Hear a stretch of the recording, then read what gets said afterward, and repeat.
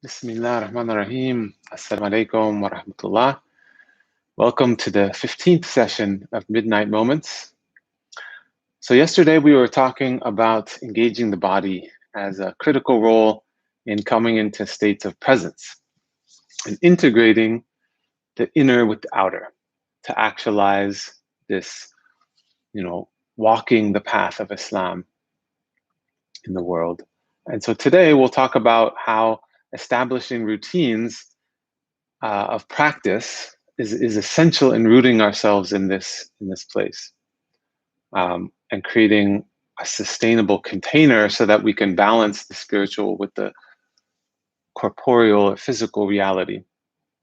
So, but first I wanted to answer a few questions from yesterday about engaging the body, because there were some good questions and I wanted to touch on them before we move on. So there was a question, can you please talk about the connection between different postures of Salat and spiritual significance? So this is important because it's, again, bringing into focus the importance of the body and how it's integrated with our ibadah. So there's a lot to be said about this, but just briefly, Salah it's really the embodiment of our faith on so many levels. The postures are physical manifestations of the words that we are reciting, right? So the words are like abstract, and the movements are physical. So this manifestation, so it's bringing together the unseen and the manifest, the spiritual and the physical. And so a lot of scholars have said a lot of things about these postures, but in short, when we stand in the qiyam position, we're upright, and we're in this. Only humans stand like this, upright, and it is this vertical axis to where we are, connected to Allah through this ruh, right? And then when we prostrate, the sujood, it's this horizontal axis. So in the earthly realm, and so it embodies our physical nature. We put our head on the earth. We're made of earth, made of clay, and in this state of servanthood. And then in between these two axes, we do the ruku. When we bow, it is this intermediary position between the ruh and the nafs, similar to the model, where we have, this is the nature of our soul, in that, the qalb has this ability to turn and to prostrate itself.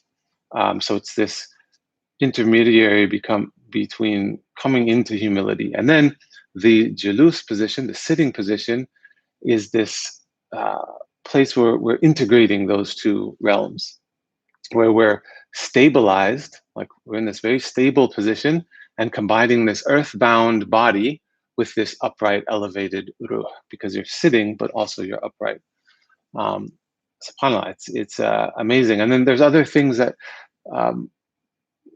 represent, like the qiyam position, representing, again, the human being, the animal realm, and then sujud, the vegetal realm, like the plants have roots in the ground, right? And then the julus, the stable position, is like the mineral world.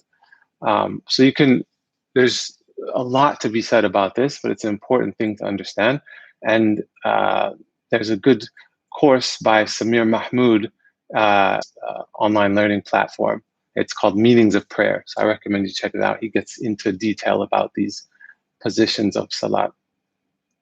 And then another question was, has any reference been made by Islamic thinkers about the following questions? Do specific emotions rest in certain areas of the body? And are memories stored in the body? So yes, memories are stored in the body. And the way that we understand this is from the ayah in Surah An-Nur, on the day when their tongues and their hands and their feet will bear witness against them as to what they used to do.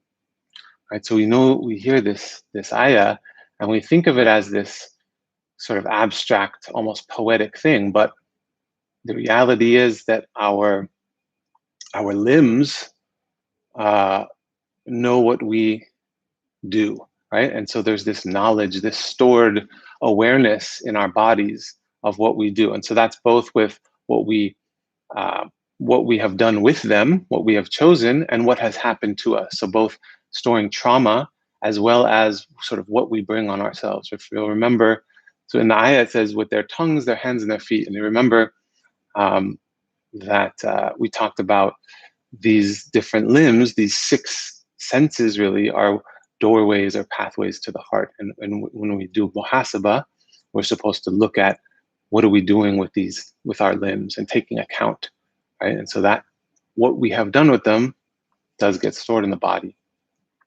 And then the other question about do specific emotions rest in areas of the body? So there's a long tradition in Islamic medicine and Unani Tib and the whole Hakim tradition that understands this in a very deep level with the humors, the elements of earth, fire, air, and water in the body, and that tracing emotions to emotional imbalance and specific locations of the body. And so we can actually heal in this way by tuning into the body, and healing these imbalances can heal the soul. And so if you look at all of the early Islamic physicians, like Tabari, Majusi, Arazi, and then later on Ibn Sina, who's known as the father of modern medicine, they were all, most of these scholars, these early scholars, were polymaths. And so it's not because they were overachievers where they did medicine and philosophy, but because all these are integrated, and there's an understanding that there isn't a separation between the body and the soul and these different realms. And so with this knowledge, this holistic integrated knowledge, it would be absurd to study the body without the soul. And so it's understanding that for sure, what we carry in our hearts and these emotional blockages also manifest in the body because it's one system. And so we've just lost touch with this integral aspect of understanding the spiritual realm. And it's why we really need to reincorporate these wisdoms in our understanding, because we become so disconnected. So moving on to the topic for today, I want to talk about, so in order to create a container and to really benefit from all of these practices we've been talking about, like tafakkur and muhasabah, and these physical, incorporating physical practices and having a program and coming back into these things that we've lost touch with, we need to establish them as patterns in our life. In the Qur'an, it talks about, when it talks about the Salat, it says establish the Salah. And some way of understanding is establish it in your community, but really first it's about establishing it in your own life, in your own routine. It's not saying just pray Salat, it's saying establish it. What that means is it's a pattern over time, and when you have this in place over time, then you see the benefits from it, because it creates this structure in your being, and it sort of regulates you. But it needs to be over time established, right? And so we're habitual creatures, and it's our nature to follow patterns. But if we don't put in place good patterns, and not only good, but these perfected patterns that we've been given by Allah subhanahu wa ta'ala, to attune us to this reality, then otherwise we'll follow other habits, right? We're habitual. So we talk about, you have bad habits, right? Those bad habits usually form from not being conscious, right? You start doing certain things and you do them habitually.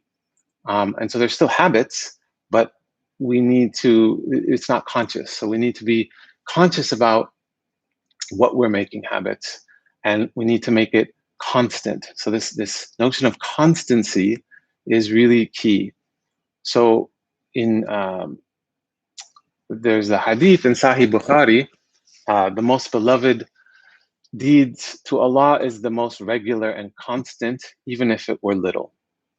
And sometimes this word, the key here of understanding is it's more important in this hadith is what it's saying is there's more important that we carry on with something than that we commit to a lot of things, right? More important that we choose something small and manageable, but that we stick to it, rather than trying to do everything at once and then not being able to follow through.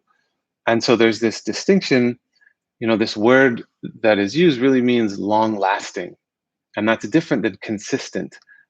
It's a subtle difference. So constant is better way of understanding it. It's not necessarily about doing something the same way every time, but it's about doing it every time, right? And so the when we get stuck on doing things the right way or the best way and consistent, it sometimes keeps us from following through because we think we're not doing it right or we're not doing it well.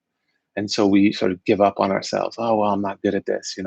I always hear when we're talking about learning to do this practice of tafakkur and come into this place of peace, people often say, I'm not good at it. It's not working for me. I've tried it a few times and I couldn't focus.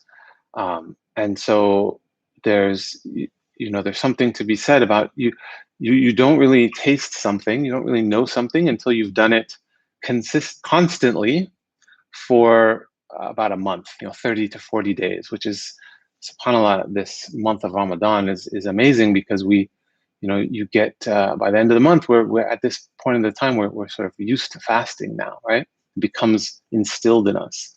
And so the key is that you keep this place in your routine. So the same with Salah, but if we're going to add other things to keep us in a state of remembrance, so it's not just when we come to praying 5 times a day, but coming into a place where we're in a state of a dhikr as much throughout the day as possible, even while we're in our lives doing our work and dealing with the hustle and bustle. It's about creating, keeping this placeholder of the thing that you've committed to, even if it's little. And it's okay if it's little, as it's better that it's constant, has longevity. And what this does is it creates stability in our lives. You remember we talked about this posture of julus is this mineral aspect and this that's stable, right? And so we need to be firm in our bodies, in our experience of the earth, while still being upright and connected to our spiritual nature. And so we're creating this container in our being. And the human nature is to fluctuate. Remember when we talked about the qalb, the heart, that it changes, it turns so much. It's like the Prophet ﷺ said it's like a bubbling pot of water. And so we go through so many states throughout the day, just this natural ups and downs of being human, that the constancy, the constant practice helps create like a tight rope without having too much slack in these ups and downs. And so the more frequent and constant your practice is, it tightens this rope. So this is like the rope of Allah. We talk about the Qur'an and Sunnah as the rope of Allah, but the whole package of this this guidance of how to be in the world and maintain is the structure that we need to keep us in alignment and allow for our fitrah to be sort of realized and accessed. And then inshallah, we can work on the consistency aspect through ihsan and having ikhlas, having sincerity, and working on trying to have the quality there each time. However, we need to be merciful with ourselves. Remember, we talked about self-love and mercy. And so, oftentimes we have these high standards for ourselves that really keep ourselves from just carrying on. You're not going to be able to do everything perfect every time because you're a human being and you fluctuate. But if you have this constant practice that you come back to no matter what, even if you're not in a good state, you don't feel like doing it, if you aren't doing it well, you still keep coming back. And you hold that place in your routine.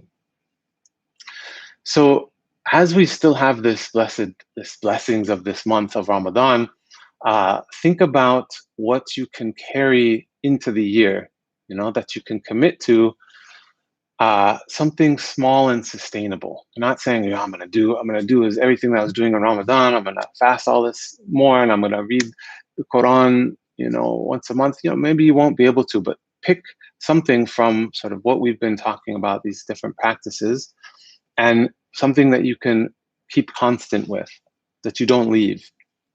And whether that be tafakkur, muhasaba, a physical activity, exercise, something to keep you grounded and present, so that once we go back into our normal lives, or who knows what the new normal is now, but we're going to have to deal with managing chaos and conflict. So tomorrow we'll talk about how this can build these practice of having a constant routine can really build resiliency, to manage these trials and distractions of our regular lives, and the sort of things that we can't control, right? And so, for those of you who may be interested in delving deeper into this sort of commitment to overhauling your life and routine, to integrate these spiritual wisdoms in like a practical way, the Productive Muslim Company does some great work in this area, and I'm actually of integrating Islam with practical personal development. And so I've been doing an advanced master class with them. It's a 2-part course that gets sort of deeper into the weeds of really understanding all these things, from sleep cycles to the way that we eat and exercise, and how it affects our being. So I will provide a link for a link where you can link to that course to find out more about it. And then also on my website, there's other courses coming up that you can sign up for to get notified about. So I'll take one question before we go. So how do you establish a pattern of how much should we fight sleep to stay up longer at night, and in the early morning should we ultimately aim to sleep less overall? So here's the thing is, if we're, and this is some of the things we talk about in this course actually, is there's all these sleep studies that talk about that we need 8 hours of sleep, and that's true if you're not using this time when you wake up in the middle of the night to connect and do these practices of contemplation. Then you need 8 hours of sleep, because the body needs to regenerate. But if you're practicing tafakkur and waking up at night, praying qiyam, and then spending time in this place of stillness and rest, that's what we're doing, is our soul, our being is coming into rest, inshallah. And so how we get rejuvenated in this. And so you actually don't need as much sleep. So this is the sort of secret in this. So you have to find it, how it works for you.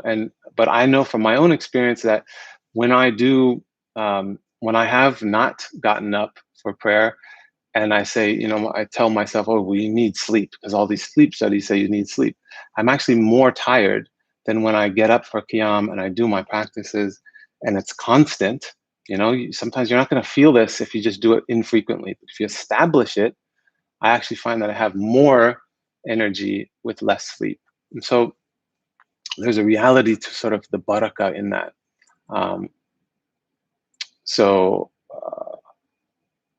I think this answers also the question. Somebody else had the same question. So inshallah, we will talk about tomorrow on this, and what it can do for us, sort of building resiliency for all of this increasing and changing world of difficulties that we live on. So inshallah, I hope to see you again tomorrow. Thanks for joining me. Assalamu alaikum wa rahmatullahi wa barakatuh.